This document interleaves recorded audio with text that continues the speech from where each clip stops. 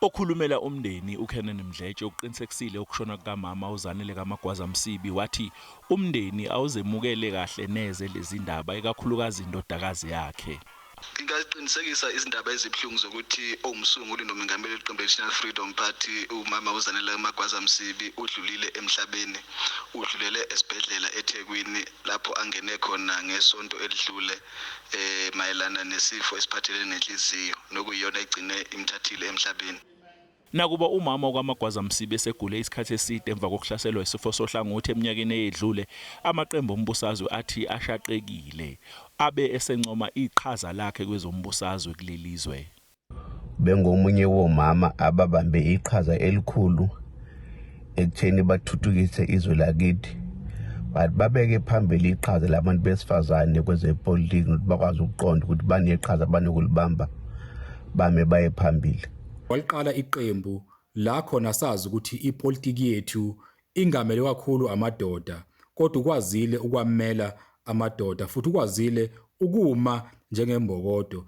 There were differences and there were challenges that emanated, which saw her and some members leave the IFP. That was regrettable, and we fundamentally believe that it was internal home discussions we could have had, and those problems could have been resolved.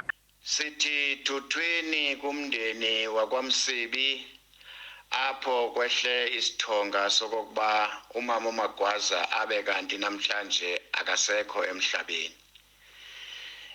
Sithi tuthweni nakwi-political party yakhe iNFP namalungu wayo wonke. Nakuyo iIFP apho usisilo akhulele khona. Let me pass my condolences to her family, to the National Freedom Party.